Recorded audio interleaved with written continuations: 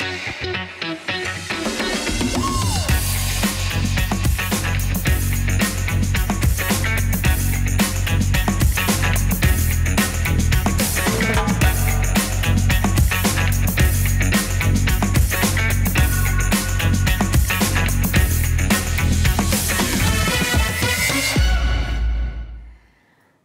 pemirsa, berjumpa lagi dalam program Bincang Lifestyle. Kali ini bersama saya Rizkia Amrina. Dan hari ini kita akan membahas mengenai darah untuk kemanusiaan. Kita sudah hadirkan kedua narasumber kita. Yang pertama ini ada Ibu Dr. Ajeng Intan Esri Amanda, Kepala UTD PMI Kota Palembang. Ibu, apa kabarnya? Alhamdulillah sehat. Alhamdulillah sehat selalu. Dan juga ini ada narasumber kita yang kedua, Bapak Dr. Andes Heri Supriyadi, pendonor aktif ya Pak ya. Dan ini luar biasa, ternyata Pak Heri ini sudah mendonorkan sebanyak 157 kali. Wow, nanti kita pasti bahas ini banyak ya pengalaman-pengalaman lainnya tentunya ya. Nah mungkin pertama kita ke Dr. Ajeng terlebih dahulu nih. Yang namanya darah untuk kemanusiaan, tentunya kita kegiatan sosial ini pasti harus terus dijalankan, bukan hanya untuk sesama keluarga saja, ataupun juga mungkin ada kegiatan-kegiatan lainnya. Nah kalau untuk manfaat sendiri, untuk mendonorkan darah ini manfaatnya seperti apa saja? Ya, jadi donor itu memang banyak sekali ya manfaatnya. Mungkin ada yang pernah dengar atau pernah dapat infonya, tapi yang jelas selain untuk ke pasien yang membutuhkan, ternyata juga untuk diri sendiri yang sebagai pendonor juga sangat baik sekali. Di antaranya itu memperbaiki kesehatan jantung, terus dia juga bisa kita mendeteksi penyakit-penyakit menular di tubuh kita, terus meregenerasi sel-sel darah merah dalam tubuh kita, karena sel darah merah itu ada jangka waktu hidupnya, yaitu sekitar 60-90 hari. Nah, jadi di jangka waktu tersebut kita akan meregenerasi sel darah merah kita. Dengan kita mendonor, sel darah merah itu akan lebih baik lagi regenerasinya. Biasanya pendonor akan merasakan lebih segar, lebih fit, dan sebagainya. Oke. Iya. Tapi untuk di Kota Palembang ini sendiri gimana nih? Masih kesulitan nggak untuk mencari pendonor ya? Karena kan kalau donor harus ada jangka waktunya. Mungkin kita harus dibutuhkan banyak nih untuk sisi kemanusiaan seperti Pak Heri tentunya. Kalau di Palembang masih sulit atau seperti apa? Iya, memang di Palembang ini masih merupakan suatu tantangan bagi kita ya, UTD PMI Kota Palembang untuk mendapatkan pendonor, karena memang mungkin pendonor belum mendonorkan darah itu belum menjadi suatu lifestyle kali ya dalam masyarakat kita. Masih banyak yang takut dengan jarum, atau juga mindsetnya itu nanti takutnya setelah donor jadi sakit dan sebagainya. Memang untuk bagi kita juga masih merupakan PR ke depannya untuk lebih banyak menjaring lagi donor darah sukarela di Kota Palembang ini. Baik, iya. Ya masih banyak ketakutan ya. Iya, benar. Kadang masih ada yang parno, lihat jarum aja udah takut. Iya, kadang benar. ya. Takut disuntik. Baik, takut disuntik aja banyak yang masih takut ya, apalagi di donor yang mungkin lebih mindsetnya lebih jauh ya kali ya, iya, Dok ya. Benar. Nah kita ke Pak Heri nih, luar biasa nih Pak Heri sudah 157 kali ya untuk donor darah. Mungkin pertama kali ini donor darah di umur berapa nih berarti Pak? Baik, saya mulai donor darah itu di usia 21 tahun. Dimulai kegiatan organisasi kemahasiswaan pada saat itu. Saya diberi tugas untuk adakan aksi sosial. Betul. Saya tawarkan organisasi kegiatan itu berupa donor darah. Kita kumpulkan beberapa teman-teman mahasiswa untuk donor darah. Itu awal usia 21 tahun.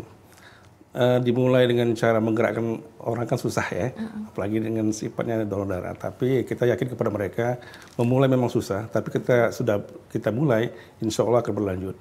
Dan setiap 3 bulan sekali kita donor darah, alhamdulillah sampai di usia saya hari ini 57 tahun, artinya sudah lebih kurang 35 tahun saya bersentuhan dengan donor darah. Alhamdulillah.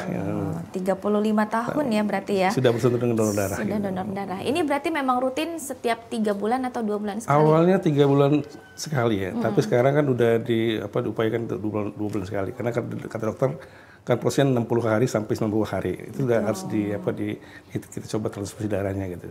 Baik, wah luar biasa ya, 35 tahun sudah mendonorkan darahnya dan sebanyak 157 kali. Bahkan sudah banyak sekali ya penghargaannya ya. Alhamdulillah. Tapi nanti kita bahas penghargaannya ya. Ini sudah penasaran dari tadi, mungkin ada pemirsa juga yang sudah lihat nih, ada rencananya juga yang banyak ya. Nah tapi kita kembali ke dokter dulu. Ini pastinya yang namanya kita donor darah ini harus banyak diperhatikan. Kadang kan sebagai masyarakat banyak ketakutan, nanti pingsan lah, pucet lah, biasa mansyetnya kadang terlalu banyak. Yang harus memang diperhatikan dan disiapkan untuk pendonor itu seperti apa? Ya, Yang jelas kan mendonorkan darah ini kita ada syarat-syarat donornya ya. Jadi nggak semua orang bisa donor. Kita harus periksa dulu bagaimana keadaan si pendonor tersebut. Yang jelas persiapannya yang penting banyak minum air putih, itu jelas ya, karena darah kan sebagian besarnya 80%-nya itu adalah komposisinya adalah air. Lalu tidur nggak boleh kurang, harus minimal 6 jam dalam semalam itu. Lalu juga kita usahakan pendonor itu untuk banyak mengkonsumsi makanan-makanan yang tinggi zat besi seperti daging-dagingan, hati ayam, sayur-sayuran hijau. Jadi diusahakan saat mau mendonorkan darah itu kondisinya benar-benar fit. Oke, harus benar-benar fit ya berarti ya. Nggak boleh kalau misalnya terlalu fit dipaksakan ya. Iya, nggak boleh. Berbahaya juga. Tapi kalau misalnya dipaksakan seperti itu, apa nih efeknya, Dok? Kita takutnya efeknya nanti ke pendonornya. Jadi kalau saat dia nggak fit atau HB-nya kurang atau tidurnya kurang, bisa jadi nanti setelah donor ada efek-efek yang kita tidak harapkan seperti pingsan dan sebagainya, walaupun memang jarang ya karena kita kan sudah screening terlebih dahulu. Selain dari situ juga kita takutkan kualitas produk darahnya juga, karena kan darah yang kita produksi tersebut harus memenuhi syarat-syarat ketentuan yang mutu yang sudah ditetapkan oleh Badan POM RI. Nah, jadi di situ kita untuk mendapatkan donor produk yang baik, pendonornya juga harus fit. Oh baik, ya pendonornya juga harus fit ya. Jadi nanti memang darah yang didonorkan itu kualitasnya juga lebih baik. Oke. Nah kita kalau ke Pak Heri sendiri nih pastinya ada motivasinya ya untuk sebagai menjadi pendonor aktif sampai saat ini. Mungkin awalnya tadi sebagai kegiatan untuk kemahasiswaan ya, masih zaman mahasiswa ya Pak ya. Nah kalau motivasinya nih sampai ke sini, motivasinya apa nih? Dari awalnya mungkin berubah atau makin sekarang nih motivasinya makin bertambah nih Pak? Ya, yang jelas kita ambil manfaat donor darah sendiri. Artinya donor darah itu bukan hanya manfaat untuk sebagai penerima, tapi juga kita pendonor. Terutama manfaat kesehatan. Kenapa? Salah satu manfaatnya itulah pikiran kita stabil. Karena kita punya rasa bahagia dan damai. Bahagia kita bisa bantu orang lain, dan damai kita punya rasa sehat yang lebih kan. Salah satu itu faktor yang lebih utama. Jadi banyak manfaat-manfaat lain dari donor darah. Tadi kan untuk mengurangi rasa resiko jantung, kanker, dan sehat di masa lansia gitu. Itu yang lebih penting.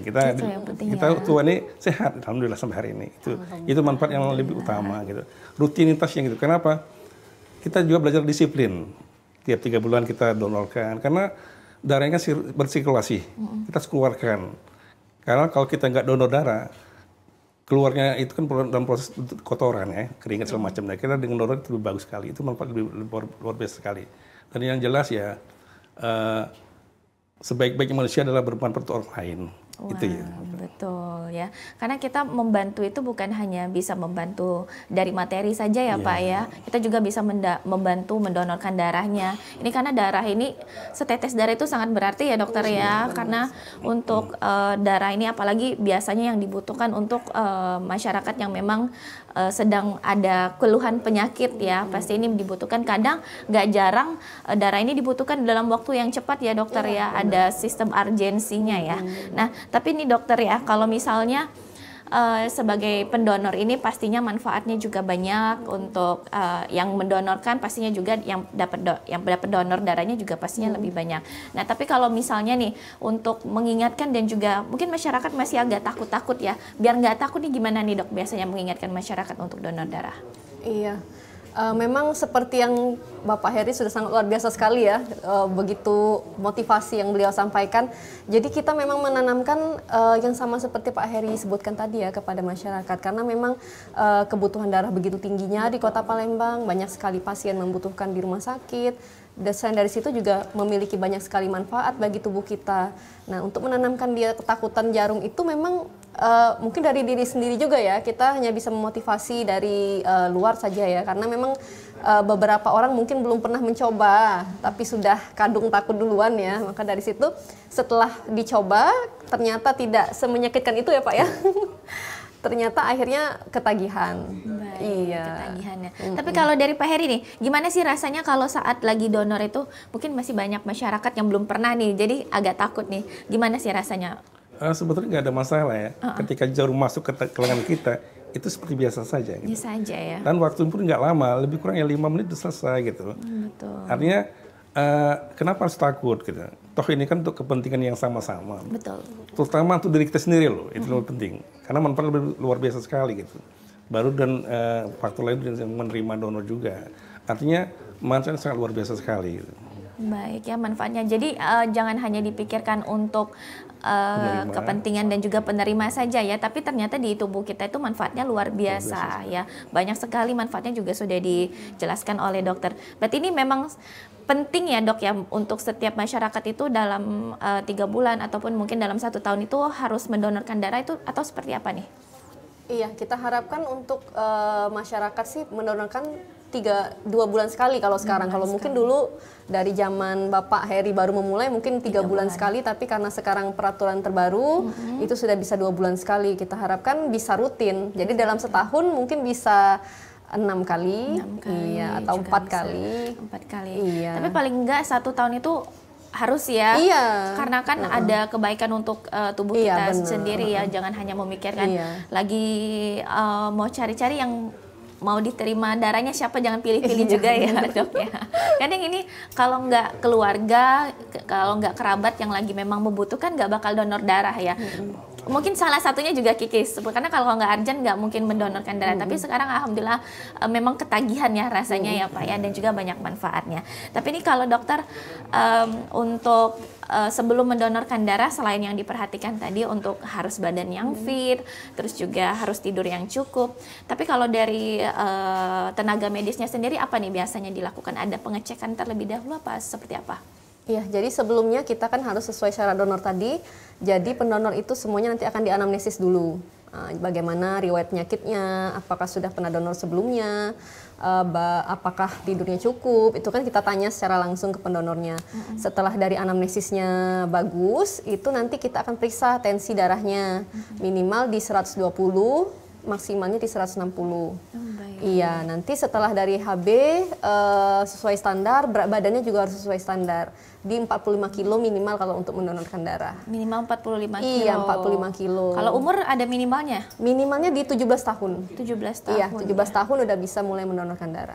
Berarti stigma di masyarakat kadang kalau yang kurus nggak usah donor gitu, darahnya dikit, itu memang benar ya dok? Iya, jadi minimalnya di 45 kilo karena kalau di bawah situ volume darahnya mungkin kurang memenuhi. Iya, nanti juga diperiksa HB-nya juga. HB-nya di minimal 12,5 mg per desiliter. Baik. Tapi kalau misalnya HB-nya nggak terpenuhi, tidak tidak di minimal, itu ada efeknya ya dok ya, atau seperti apa? Iya benar. Jadi nanti kalau HB-nya kurang dari 12,5, selain dari pendonornya yang bisa gangguan ya, kenapa takutnya kita ya, produknya tadi juga nggak memenuhi syarat. Nanti takutnya pasien yang kita transfusi HB-nya nggak naik karena isi dari produknya itu HB-nya udah kurang. Iya. Ya. Jadi walaupun memang dari awal masyarakat yang takut, tapi harus dilakukan pengecekan dulu ya. Jadi nanti kalau darah yang memang dihasilkan ini lebih berkualitas, pengecekannya juga banyak ya dokter ya. Jadi kalau HB-nya rendah tidak boleh dipaksakan juga, harus keadaan yang lebih fit juga ya. Karena kalau fit pasti HB-nya juga biasanya harusnya normal ya dokter ya. Nah kalau Pak Heri sendiri gimana nih? Dari yang biasanya dipersiapkan kalau sebelum mendonorkan darah itu apa aja? Yang jelas tadi saya sampaikan oleh dokter, kita kan diajarkan untuk disiplin. Kita tidur harus cukup, jam paling makan kita, artinya secara langsung kita disiplin kan ya. Artinya itu yang perlu dipersiapkan. Artinya dan setiap 3 bulan sekali kita harus mendonorkan darah kita gitu. Artinya clue-nya cuma satu, diajarkan disiplin untuk sehat itu kan. Itu yang lebih penting. Yang lebih penting. Tapi biasanya ada nggak nih mempersiapkan misalnya makannya apa yang dipantang misalnya, atau mungkin karena besok mau donor tidurnya agak lebih banyak atau gimana nih? Yang jelas gini, salah satu tadi manfaatnya kan donor darah itu kan mengurangkan tingkat kolesterol. Itu juga termasuk, ketika kita mau donor darah, artinya kan kolesterol juga kan keluar dengan sendirinya, gitu, berkurang dengan sendirinya. Artinya manfaatnya luar biasa sekali itu donor darah. Jadi nggak perlu kita khawatirkan. Yang penting bersama kita malam harinya kita tidur cukup, bukan hanya malam hari. Malam sebelumnya juga begitu dia kan. Jangan besok kita mau donor, kita nggak perlu, kita diajarkan disiplin. Tidur kita harus cukup, makan kita harus bagus, dan Itu yang harus kita jaga gitu. Baik ya, jadi menjaga kesehatan bukan hanya sebelum mau donor aja ya Pak ya, memang itu harus diberlakukan setiap harinya. Jadi nanti kalau memang misalnya ada yang dibutuhkan donor darah yang lebih urgensi, jadi sudah siap karena kesehatannya juga selalu terjaga setiap harinya. Baik, kita akan kembali setelah jeda berikut, dan untuk pemirsa tetaplah bersama kami dalam Bincang Lifestyle.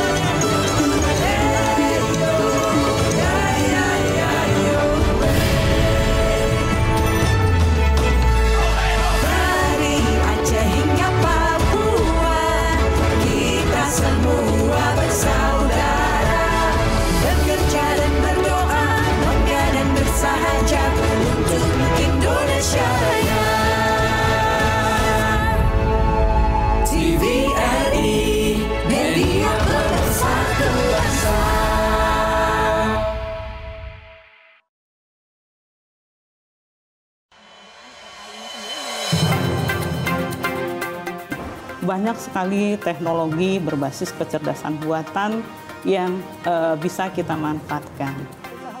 Menyajikan isu-isu aktual, sosialisasi kebijakan yang menyangkut kepentingan publik. Artinya memberikan ruang kepada peserta didik untuk berkembang sesuai dengan keinginan mereka, sesuai dengan passion mereka, bakat dan minat mereka. Semuanya bisa Anda simak dalam dialog suara Sriwijaya. Setiap orang mempunyai kesempatan ya untuk berpartisipasi dalam politik atau menjadi pengurus politik. Dengan menghadirkan narasumber yang berkompeten dari kalangan akademisi, tokoh masyarakat, maupun birokrasi. Pencegahan dilakukan dengan cara mendeteksi potensi-potensi korupsi, dan kemudian dari deteksi itu maka akan terlihat hal-hal apa yang perlu dilakukan perbaikan. Suara Sriwijaya, setiap hari Selasa, Rabu, pukul 14 waktu Indonesia Barat. Hanya di TVRI Sumatera Selatan.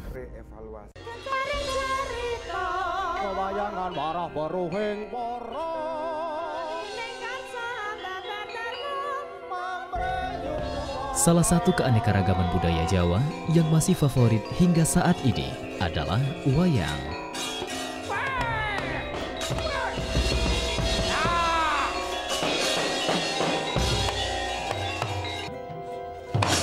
Seni pertunjukan dengan alur cerita yang menarik ini hadir menemani pemirsa pecinta warisan budaya asli Indonesia dengan beragam cerita dan dalam kondang.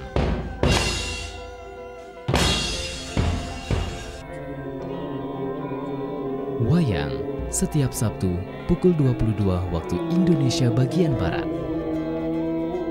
Hanya di TVRI Sumatera Selatan, media pemersatu bangsa.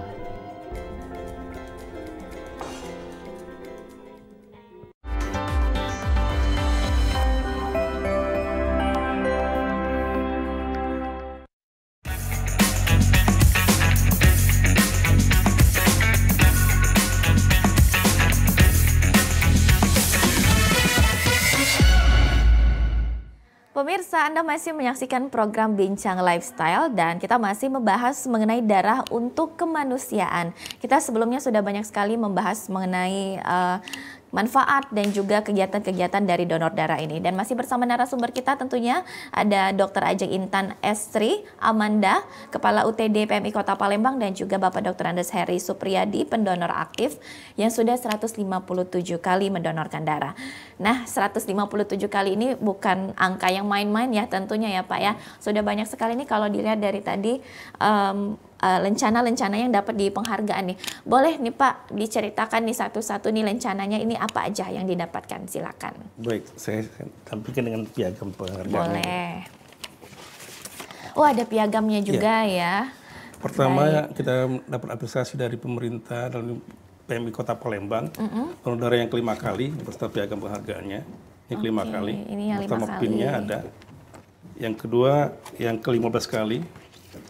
Ke-15 kali, yang mana biasanya Pak pinnya ya Pak? Pinnya ini. Oh, yang itu 15 kali. Dan ketiga adalah yang ke-50 kali, 25 kali. 25 kali. Sebenarnya 25 kali. Yang keempat, yang ke-50 kali. Ini 50 kali. 50 kali. 75 kali. Ini belum dikeluarkan oleh PMI. Dan yang ke-100 kali. Wow. Satu lencana berserta dengan piagam penghargaan dan keputusan Presiden Republik Indonesia yang langsung diberikan oleh Presiden Republik Indonesia pada tahun 2015 yang lalu. Oke. Saya donor darah yang sekali itu tepat pada bulan Januari 2013 tahun sekali.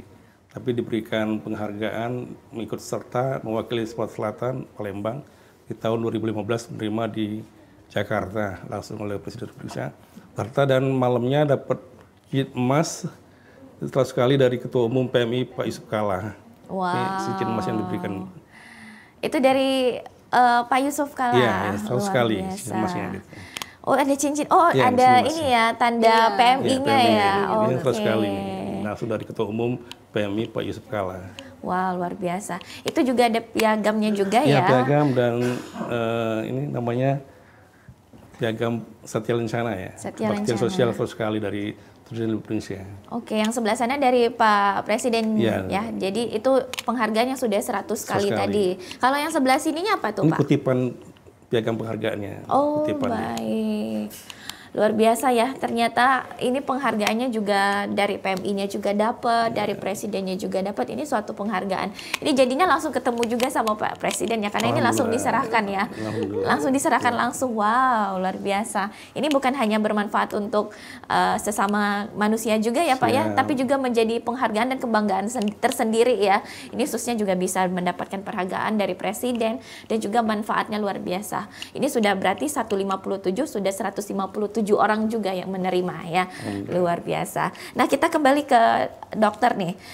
Untuk dokter ini sendiri bagaimana nih Dok? Kalau untuk penyakit-penyakit, apakah memang ada penyakit yang tidak disarankan untuk mendonorkan darah? Ya. Jadi kalau memang dia sudah ada riwayat sakit jantung sampai operasi, mungkin itu sudah tidak kita sarankan lagi untuk donor. Lalu untuk pasien-pasien diabetes, kalau memang sudah pernah mendapatkan suntik insulin, itu tidak kita sarankan lagi juga untuk donor. Baik. Lalu yang konsumsi obat-obat pengencer darah, kalau ada masalah-masalah kekentalan darah, itu juga tidak disarankan untuk donor. Oh, baik ya, ada Iya. 3 kualifikasi ya Iya. berarti ya yang tidak disarankan. Tekanan darah juga, tapi Tekanan kalau darah. memang selama dia masih terkontrol di bawah 160 itu masih bisa. Baik, tapi kalau untuk donor darah ada batas usia nggak sih Dok? Kan minimalnya 17 tahun nih. Ada batas nggak? Mungkin sudah terlalu ini umurnya tidak disarankan atau seperti apa? Iya, tapi kalau untuk pendonor pertama kali yang baru mau pertama kali donor itu sampai di usia 55 tahun. Oh, untuk pertama kalinya. Di atas itu tidak boleh lagi untuk pertama kali mau donor. Tapi kalau yang sudah berulang nih seperti Bapak Heri yang sudah 197 kali, selama dia masih fit, masih sehat, itu sampai dengan usia 65 tahun bahkan 70 tahun itu masih ada. Tapi nanti dinilai lagi ya oleh petugasnya, oleh dokternya sebelum mendonorkan apakah memang masih dinilai ini. Tapi kalau sebagian besar yang udah rutin seperti Bapak Heri ini bisa sampai 60-an tahun itu masih bisa lanjut. Wow. Iya. Berarti memang ada, karena kan dicek terus ya sebelum Iya. mendonorkan, jadi bisa dilihat bisa atau tidaknya ya untuk mendonorkan darah. Nah, Pak Heri ini pasti dari 157 orang ini pasti ada cerita-cerita menarik nih Pak, mungkin cerita yang bisa menginspirasi masyarakat untuk lebih semangat lagi nih mendonorkan darah. Ya baik, saya punya cerita ketika teman saya orang tuanya sakit operasi. Saat itu saya juga belum waktunya donor darah. Betul. Jadi ya, beliau nemui saya, kebetulan golongan darahnya sama. Dia minta saya untuk bantu untuk donor darah. Ini satu motivasi saya untuk membantu, karena tadi saya bilang tadi sebaik-baik manusia adalah bermanfaat untuk orang lain. Betul. Itu salah satu yang memotivasi saya bantu dia gitu, dengan tanpa iming-iming lain. Betul. Tapi seperti itu membantu orang lain. Nah, itu satu. Dan kemudian juga ketika ayah mertua kita sakit juga begitu. Kemudian donor kita sama gitu. Dan bukan hanya donor darah saja, tapi darah putih juga kita donorkan. Itu ada pernah ada darah putih juga. Ada itu. Jadi artinya manfaatnya sangat luar biasa ya. Karena terutama untuk keluarga yang donor sama. Dan ketika misalnya saya lagi sudah donor darah, nggak belum waktunya. Ketika keluarga ada kita membutuhkan, saya punya kan karena mitra saya ada PMI ya, UTD. Kita bisa tolong carikan bantuan untuk mencarikan stok darah tersebut. Alhamdulillah tetap dibantu karena kerjasama yang baik antara kita pendonor sama UTD PMI sendiri. Gitu. Wow, karena kan kalau donor ini waktunya lumayan ya Pak ya, 2 bulan. Dan mungkin kita jenis darah banyak ya dokter ya. Jadi kadang ada yang darah kita apa, tapi kita butuhnya apa. Jadi memang kolaborasinya juga luar biasa untuk bantuan dari UPTD-nya sendiri. Dari PMI ya, dari PMI Kota Palembang. Mungkin ada cerita yang apa ya, lebih mengharukan seperti itu apa nih Pak? Kira-kira yang karena sempat urgensi nih, atau seperti apa nih? Ada nggak cerita-cerita yang mengharukan? Sebetulnya yang mengharukan itu sedih itu gini, ketika teman kita orang tuanya butuh darah kita donor, kita berharap ini akan bisa memperpanjang usianya. Betul. Tapi ya Allah berkehendak lain. Berkehendak Sedih lain. sekali ya. Benar-benar. Yang penting kita sudah berusaha ya membantu juga ya. Karena kadang kalau kita sedih tuh anak nggak bisa mendonorkan untuk orang tuanya sendiri ya, kadang itu yang sedih ya, karena tidak ada kecocokan darahnya sendiri, mungkin jenis darahnya beda. Nah tapi tadi sempat disinggung nih dokter, ternyata untuk donor darah ini bukan hanya donor darah merah biasa saja ya, ini ada jenis lainnya apa saja? Iya, jadi selain donor darah merah biasa atau kita biasa sebut dengan whole blood, itu ada juga donor trombofaresis. Jadi namanya itu donor khusus untuk darah putih. Dimana nanti proses donornya itu agak lumayan lama ya, nggak beda dari donor biasa, itu bisa 20-30 menit ya. Dan dia nanti langsung tersambung dengan alat, yang mana alat tersebut nanti langsung menyaring darah yang putihnya nanti dikeluarkan untuk didonorkan, sedangkan darah merahnya nanti langsung masuk kembali ke dalam tubuh. Itu namanya donor trombofaresis, yang setara satu kantong trombofaresis itu setara dengan 10 kantong trombosit biasa. Wow. Iya, manfaatnya luar biasa sekali. Luar biasa. Iya, lalu juga ada donor plasma.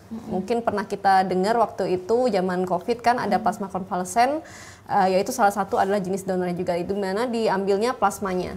Plasmanya ya, yang pasien pasca COVID ya. Iya. Terus apa lagi? Ada 3 itu ya dokter? Iya, 3 itu. Ada 3 ya. Ini kalau Pak Heri semuanya sudah pernah atau gimana nih? Alhamdulillah pada saat COVID saya kan pernah kena COVID. Oke. Pas COVID saya coba donor darahkan plasma tadi, alhamdulillah bisa dimanfaatkan untuk yang lain. Dan juga tadi darah putih tadi juga untuk keluarga karena urgent. Keluarga mau operasi, dia butuh darah itu ya kita donorkan darah itu. Memang prosesnya lama, bisa 30 menit ya, langsung tersaring gitu. Karena diambil darah putih saja, darah merah itu kembali kepada diri kita gitu. Oke. Tapi kalau darah putih ini yang dirasakan gimana nih Pak? Lebih apa ya? Lebih ekstra, mungkin lebih capek atau gimana? Sebenarnya sama saja, nggak ada beda. Sama aja ya, nggak ada bedanya. Ya, mungkin karena lebih lama aja ya? Iya, lama. Kalau untuk darah merah hanya 5 menitan ya. Kalau darah putih tadi bisa ya lebih kurang 30 menit, cukup lama itu. Itu agak lama ya. Baik, tapi kalau untuk darah putih itu gimana dok? Memang ada tes yang lebih ekstra lagi atau gimana biasanya? Iya. Jadi untuk donor trombofaresis dia harus ada minimal syarat pendonornya itu minimal trombositnya di 250.000. Jadi sebelum mendonorkan harus kita periksa dulu darah rutinnya. Selain dari HB-nya tadi harus 12,5, juga trombositnya harus minimal 250.000. Oke, ada minimal trombositnya ya. Jadi berat badannya juga diusahakan di atas 55 kilo. Oh baik, ada kualifikasinya lebih lumayan ya untuk Iya. persyaratannya untuk Lebih mendonorkan darah putih harus lebih tepat. Tapi kalau yang darah putih ini lebih susah ya mencari pendonornya atau seperti apa? Iya, lebih susah karena tadi dia yang pertama kita sebaiknya harus sudah pernah donor biasa dulu. Oh, nggak boleh langsung trombosit nggak boleh ya? pertama donor langsung trombofaresis itu tidak disarankan. Lalu harus tadi trombositnya tadi. Oh, baik ya. Ini kadang darah merah juga masih lumayan PR-nya ya Pak ya, Iya. ya Bu ya. Tapi ternyata ada yang lebih PR lagi ya Iya, untuk ini, untuk sel darah putihnya sendiri ya yang didonorkan. Baik pemirsa, kami akan kembali setelah jeda berikut. Tetaplah bersama kami dalam program Bincang Lifestyle.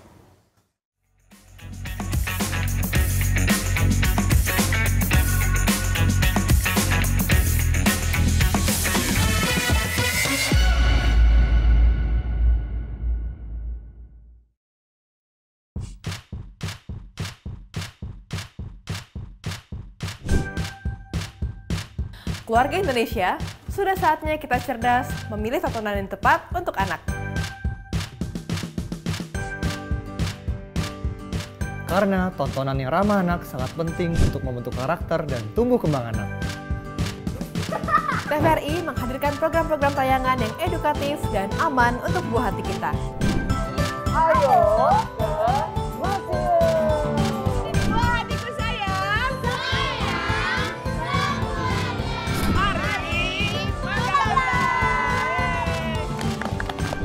Kami, anak-anak desa, hidup dari lontar. Seru-seru kan acaranya? Seru banget! Teman-teman jangan lupa nonton TVRI ya. Dan pastinya ramah untuk anak.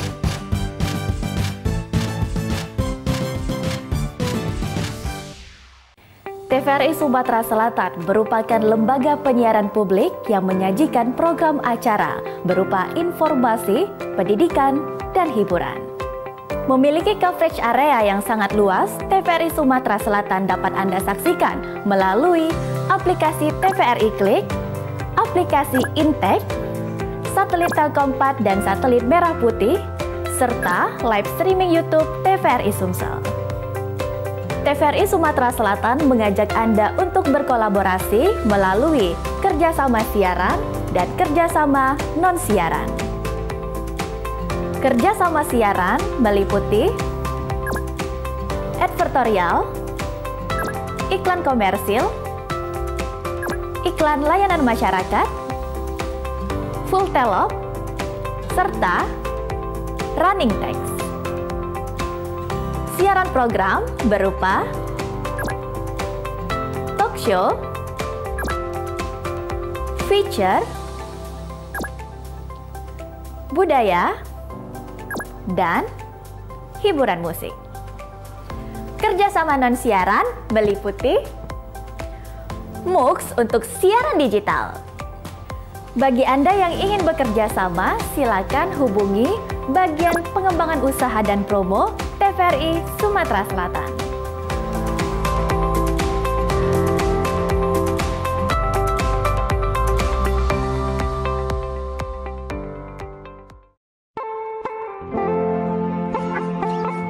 Balikpapan, simpul hilirisasi migas dan logistik Kalimantan Timur, berdampingan dengan Ibu Kota Nusantara. Bahwa kepindahan Ibu Kota Negara ke Nusantara adalah bukan hanya pindah istana presiden, tetapi yang ingin kita bangun adalah budaya kerja baru, mindset baru. Ibu Kota Nusantara, babak baru peradaban bangsa Indonesia. Menjadi pusat pemerintahan dan inovasi hijau. Walaupun kita harus berpikir bahwa IKN Nusantara ini kan Indonesia sentris. Nggak boleh lagi Jawa sentris dan juga nggak boleh Kalimantan sentris. Tetapi kita ingin mengangkat juga budaya lokal ke dalam berbagai hal di mana keseharian kita juga nanti akan diwarnai. Dibangun dan didirikan berdasarkan Undang-Undang Nomor 3 Tahun 2022 tentang Ibu Kota Negara. Menuju visi Indonesia 2045.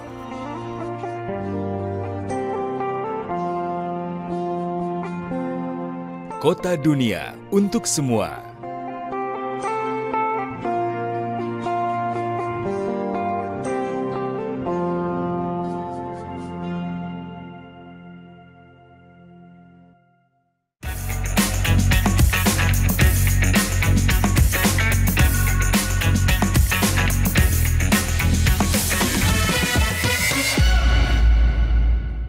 Terima kasih pemirsa, Anda masih menyaksikan program Bincang Lifestyle dan kita masih membahas mengenai darah untuk kemanusiaan. Nah, sebelumnya kita sudah membahasnya dengan dokter bahwa ternyata untuk donor darah ini bukan hanya darah merah saja ya, ada juga yang darah putihnya, ada juga yang sel darah plasma yang pasca COVID itu. Nah, tapi kalau mungkin yang sel darah putih itu banyak kualifikasinya, tapi ada juga nih mendengar kebanyakan lelaki ya yang memang bisa mendonorkan atau seperti apa nih biasanya?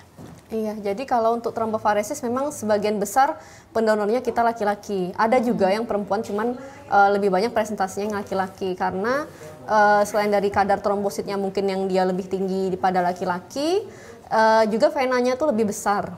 Iya, mungkin karena laki-laki lebih banyak aktivitas fisiknya ya, sehingga venanya itu lebih besar. Karena kalau mau donor trombofaresis ini, venanya harus bagus, besar dan lurus. Karena alatnya nanti kalau saat dia ada trouble, bisa jadi gagal sampai akhir proses trombofaresisnya.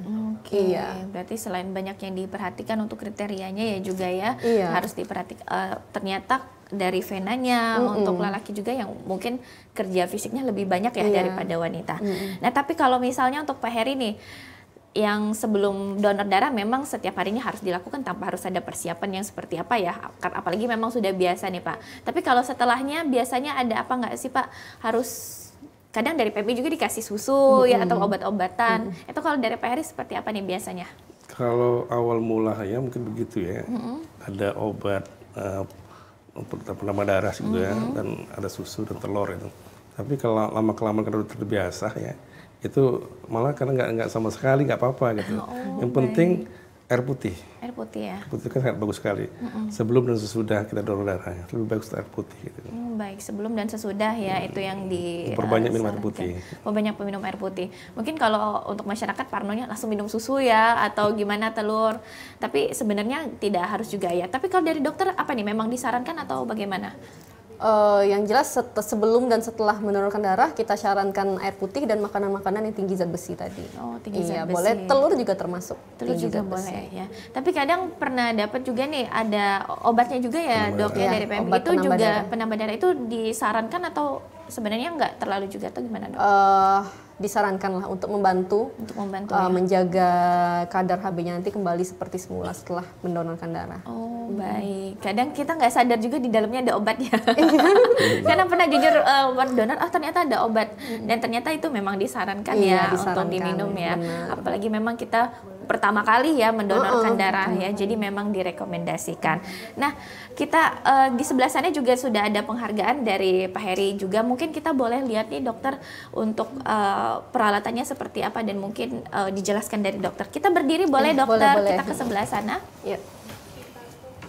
Oke, boleh sebelah sini. Maaf ya Pak Heri ya. Ini ada apa aja nih dokter? Jadi mungkin ini dijelaskan? kita bawa kantong darah ya. Ada dua jenis, sebenarnya ini sama aja ya. Mau yang kanan atau kiri mungkin berbeda merek aja ya. Tapi kok ini fungsinya sama untuk donor whole blood yang donor darah biasa. Karena kalau donor trombofaresis mungkin nanti ada alatnya khusus ya.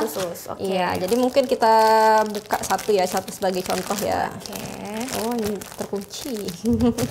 Masih tersegel ya? Masih tersegel ya. Jadi yang jelas dia harus tersegel karena untuk menjaga sterilitas dari produk kita kan. Kalau kita semua di UTD PMI Kota Palembang sudah berstandar CPOB, cara pembuatan obat yang baik dari Badan POM, sehingga semua prosesnya itu menuruti standar internasional. Seperti ini kantong darah masih tersegel, berarti jarumnya juga masih tersegel. Jadi nggak ada diperhatikan ya. Iya, yang namanya misalkan takutnya pendonor dapat jarum bekas gitu ya, itu kan nggak ada ya, karena ini semuanya adalah steril. Jadi kita keluarkan misal kantong darahnya itu nanti ada tiga satelit ya, tapi yang jelas nanti darahnya masuknya ke salah satu satelit ya. Ini namanya satelitnya nih Mbak. Ini 3 ya ternyata ini dua double. Jadi ada yang double dan yang triple. Kalau yang double dia 2 satelit, kalau yang triple dia 3 satelit. Itu fungsinya apa nih dok, beda 2 ini nanti kalau misalnya darahnya masuk di sini, darah segar, nanti kan diolah di lab sehingga nanti yang plasmanya itu masuk ke sini. Jadi kita hanya mengepak bagian merahnya saja di sini untuk pasien dapat donor pack red cell atau darah merah segar. Berarti juga nggak sembarangan ya dok? Iya, kalau mau dipindah-pindahin ya. Proses pengolahannya. Kamera iya, jadi nanti langsung ada jarumnya ya. Jarumnya kan masih tersegel juga ya. Jarum yang ini nanti yang akan kita tusukkan ke pendonor. Yang jelas nanti pendonornya sebelumnya ditensi dulu. Setelah dapat tensinya nanti kan kita tusukkan. Yang jelas yang penting sebelum menusukkan itu pendonornya tarik nafas terlebih dahulu. Tarik nafas sehingga nanti mengurangi rasa nyeri. Kita juga nanti akan lakukan sterilisasi pada bagian lengannya supaya meminimalisir adanya risiko infeksi. Nanti kita tusukkan dengan sedemikian rupa ya.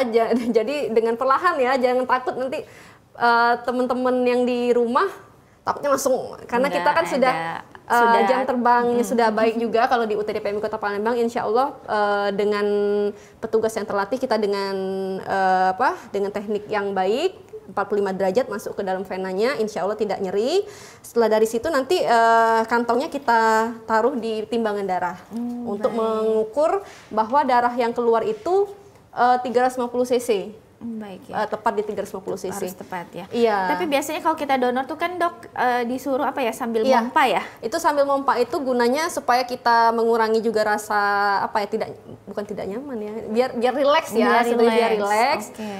Dan juga itu bisa melancarkan aliran darah yang masuk ke dalam kantong darahnya. Jadi nanti setelah darahnya masuk nih penuh, setelah ditimbang 350 cc di dalam ini, nanti akan disimpan di dalam cool box. Cool box sementara, tetap dingin, karena kan dia harus dingin. Boleh juga kalau bukan di cool box, di blood refrigerator atau kulkas darah.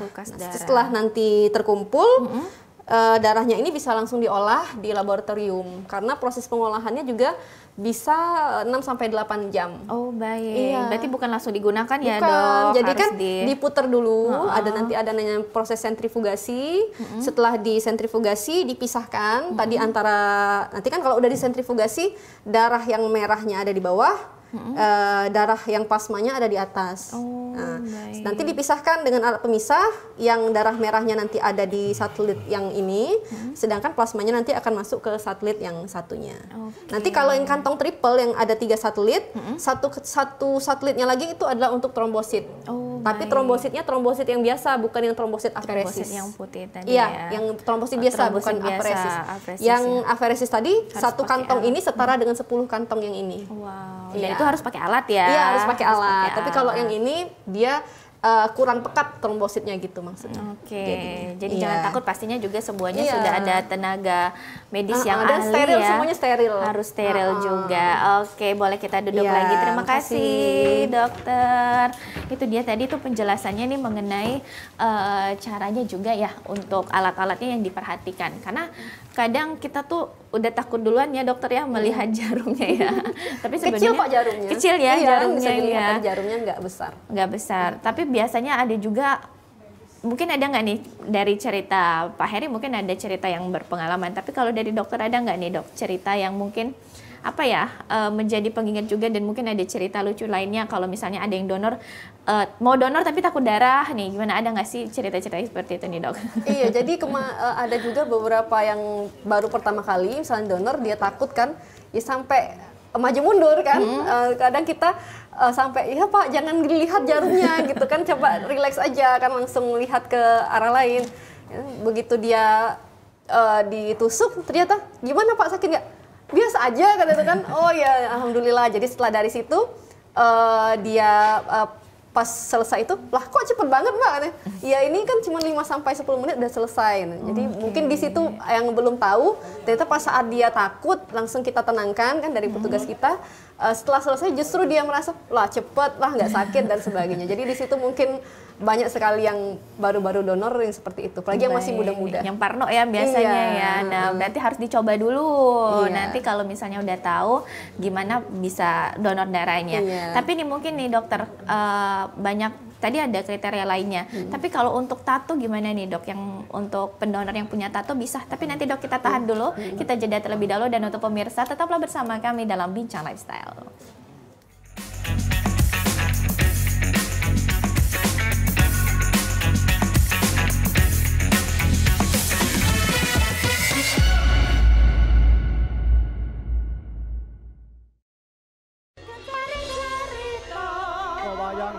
weruhing para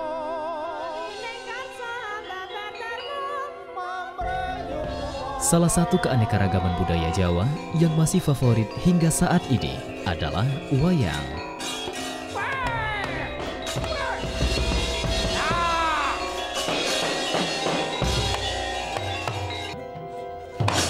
Seni pertunjukan dengan alur cerita yang menarik ini hadir menemani pemirsa pecinta warisan budaya asli Indonesia dengan beragam cerita dan dalam kondang.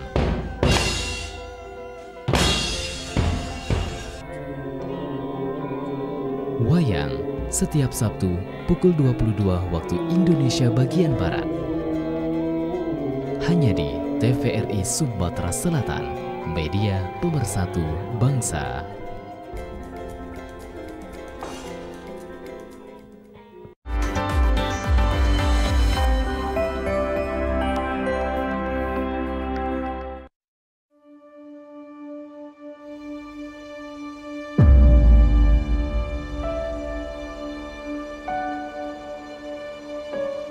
Kami menyadari perjuangan kami tak lagi mengangkat senjata.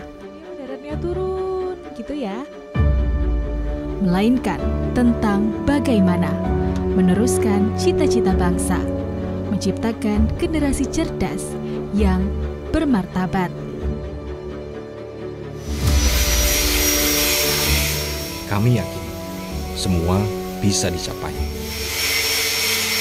Berinovasi menjadi solusi, karena masa depan bangsa ini diciptakan oleh apa yang dikerjakan hari ini, bukan esok hari.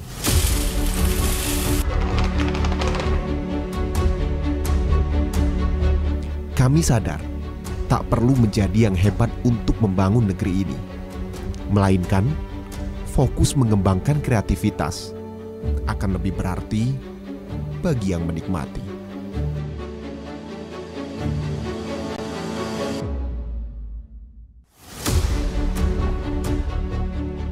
Terkadang, realita tidak semudah yang dibayangkan.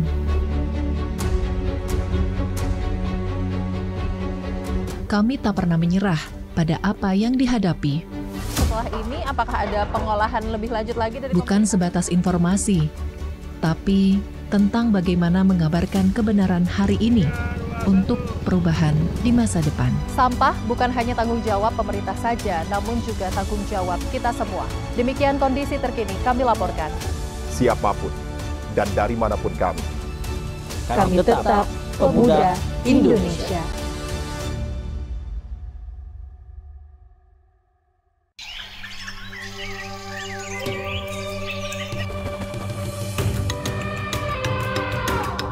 Taman Nasional Waikambas, kawasan konservasi dengan luas sekitar 125.000 hektar, kaya akan satwa liar dan menjadi habitat gajah Sumatera, Elepas maximus sumatranus. Keberadaan kawasan konservasi Waikambas sangat penting untuk melindungi satwa gajah yang masuk kategori appendix ini. Dan inilah lokasi tempat keseharianku sebagai seorang mahout. Interaksiku bersama hewan besar ini membangun keterikatan emosi layaknya orang tua dan anak.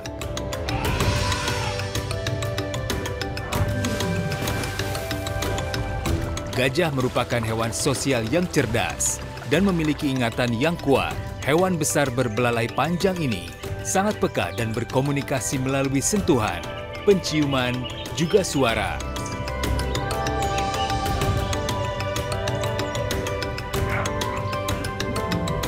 Konflik gajah dengan manusia, penyusutan hutan habitat alami gajah, dan perdagangan gading ilegal menyebabkan gajah diambang kepunahan.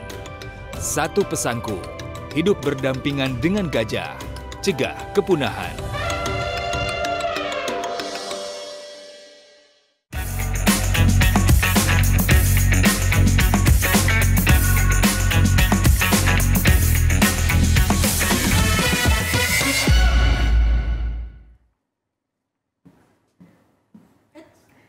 Pemirsa, Anda masih menyaksikan program Bincang Lifestyle dan kita masih membahas mengenai darah untuk kemanusiaan. Nah, sebelumnya sempat terpotong nih dokter mengenai untuk pendonor yang bertato itu seperti apa nih untuk kriteria pendonornya? Kalau untuk tato diperbolehkan untuk donor tapi jarak minimalnya 2 tahun setelah pembuatan tato. Oh, ada jaraknya. Nanti akan diperiksa lagi juga di lab kita kan untuk pemeriksaan uji saring selanjutnya. Lalu juga yang untuk ada riwayat operasi-operasi besar, termasuk SC juga ya, operasi-operasi melahirkan untuk ibu-ibu nih, itu minimal 2 tahun juga. Oh, kalau sisa juga minimal 2 tahun. Atau operasi besar lainnya. Oh, baik. Berarti memang harus diperhatikan ya kalau sebagai pendonor ya. Jangan sampai nanti kadang kita nggak tahu udah 2 tahun atau belum ya. Nanti bisa juga dicek dari PMI-nya juga atau seperti apa. Nah, tapi kalau Pak Heri ini sendiri 157 kali ini biasanya gimana nih mendonornya, memang kadang datang ke PMI atau mungkin ada di Kambang Iwa biasanya dia juga ya dokter ya, ada juga. Seperti apa nih? Kalau awal-awal saya sering ke PMI, tapi sekarang udah banyak komunitas-komunitas pendonor darah ya.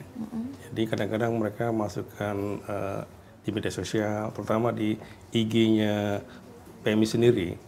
Tiap kali ada muncul jadwal rutin 1 minggu itu bisa 3-4 kali di mana posisinya. Nah kita lihat ini pas tanggal sekian saya di mana bisa donor darah. Itu tidak harus ke PMI saja, bisa di mana saja.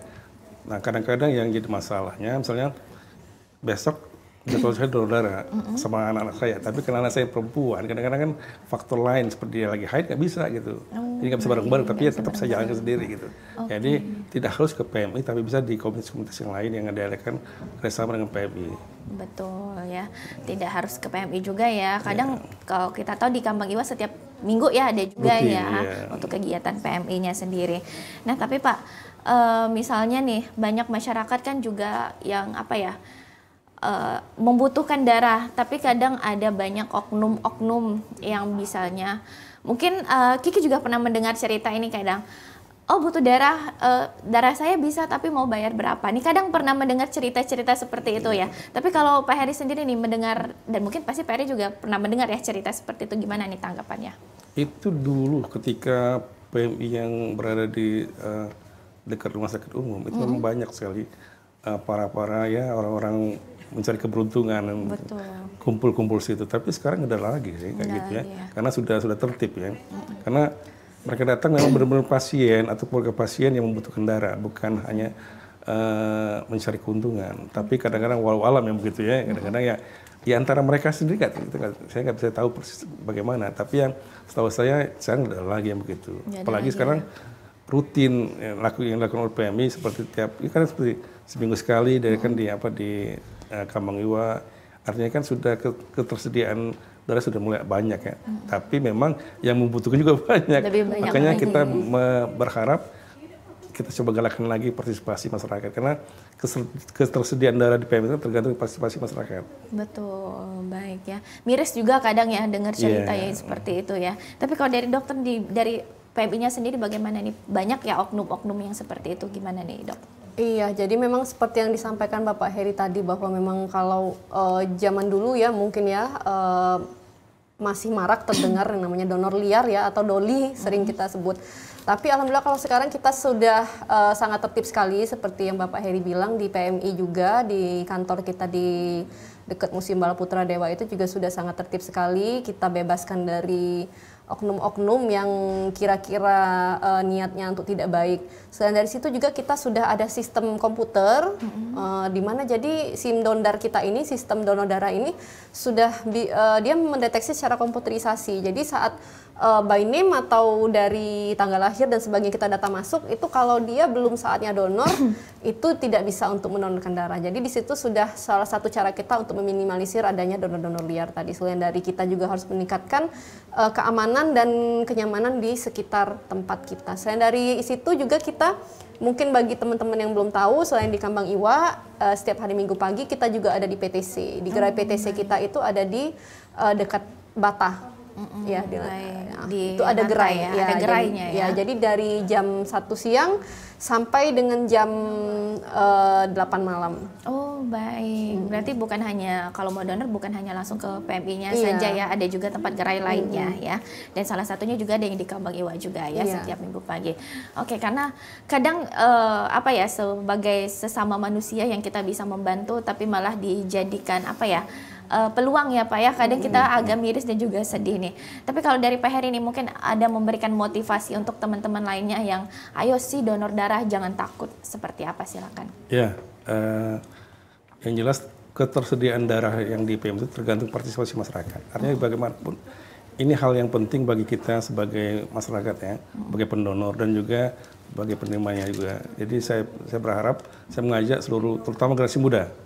Dari muda lah yang bisa kita harapkan untuk memberikan untuk berdonor darah. Karena tadi kalau dari muda kita sudah donor darah, insya Allah sehat di lansia kita. Amin. Di lansia kita akan sehat, insya Allah begitu. Karena saya rasakan sendiri sampai hari ini ya setiap 3 bulan saya donor, sekarang 2 bulan sekali ya. Berharap sampai akhir hayat saya coba donor darah, insya Allah. Kenapa? Inilah hal yang penting karena ada satu tadi kata sistem kompensasi. Saya diingatkan, nanti dapat SMS, Pak, tanggal sekian dapat donor darah gitu. Saya selalu diingatkan, oh iya saya siap donor darah. Artinya ada hal-hal yang sudah perbaikan yang menuju kebaikan sistem yang diberikan PMI sudah cukup baik. Ada di medsos, ada di SM, segala macam, dia selalu mengingatkan kita. Jadi saya berharap ya, terutama generasi muda Kota Palembang, ya kita sama-sama donor darah. Di masa muda lah kita coba menjadikan donor darah ini lifestyle kita. Karena satu darah, setiap darah untuk kemanusiaan. Itu saja. Baik, ini dijadikan lifestyle ya Pak ya. Jadi jangan sampai cuman mendonorkan karena ada yang sedang membutuhkan ataupun mungkin juga kadang lagi pengen aja ya, jangan ya. Jadi memang harus dijadikan lifestyle ya. Ini manfaatnya juga luar biasa untuk kesehatan. Ini kalau jadi lifestyle juga sangat berdampak baik ya untuk kesehatan kita ya. Nah kalau untuk dokter sendiri nih, mungkin ada apa ya, motivasi juga nih untuk masyarakat yang masih takut dan juga mungkin ceritakan juga nih kalau PM ini memang kekurangan darahnya masih banyak ya, seperti apa? Jadi kepada masyarakat Palembang ya pada umumnya, karena kebutuhan darah di Kota Palembang ini sudah sedemikian tinggi, jadi bisa sampai dengan 7.000 kantong per bulan atau kurang lebih 200 kantong per hari. Sehingga seperti Bapak Heri sampaikan tadi, ketersediaan darah di PMI itu ada tergantung dari partisipasi masyarakat. Kalau masyarakat semakin banyak yang mendonorkan darah, maka ketersediaan darah akan semakin terjaga. Kita sangat concern sekali terhadap pasien-pasien, apalagi yang butuh sito ya, misalnya kecelakaan atau pendarahan melahirkan, itu kan butuh stok dalam waktu yang cepat ya, sehingga yang itu yang kita harus sangat antisipasi. Sehingga benar seperti kata Pak Heri, kita mengharapkan partisipasi yang terutama yang muda-muda. Karena yang muda-muda ini kalau mereka memang start di umur 17 atau 18 tahun mendonorkan darah, kita harapkan nanti sampai dengan usia 50 bahkan 60 tahun, bahkan sampai akhir hayat tadi seperti kata Pak Heri, dia mengharapkan untuk bisa lagi donor sampai usia senja. Baik. Iya, harus ya apa ya, karena kita harus tahu juga nih, bukan hanya memikirkan mau donor atau enggaknya, tapi memang ketersediaannya kita untuk di Palembang juga masih kurang ya. Iya, benar. Kadang darahnya banyak tapi belum bisa memenuhi untuk permintaan darah ya sampai saat ini ya. Berarti dari 1 bulan itu memang masih sangat belum tinggi memenuhi, sekali, sangat tinggi sekali. Baik, terima kasih tentunya untuk Dr. Ajeng, Kepala UUT DPMI Kota Palembang, dan juga Pak Heri, pendonor aktif. Terima kasih sudah hadir. Sehat selalu nih untuk Pak Heri ya. Semangat, dan untuk juga nih anak muda juga ya, diingatkan ya, kalau mau donor darah boleh dari muda. Bisa mendapat penghargaan, bisa ketemu presiden juga ya Pak ya. Amin. Dan terima kasih ya Bapak, terima kasih Ibu. Dan saudara, demikian bincang lifestyle kali ini. Akhir kata saya Rizky Amrina pamit undur diri. Terima kasih, sampai jumpa.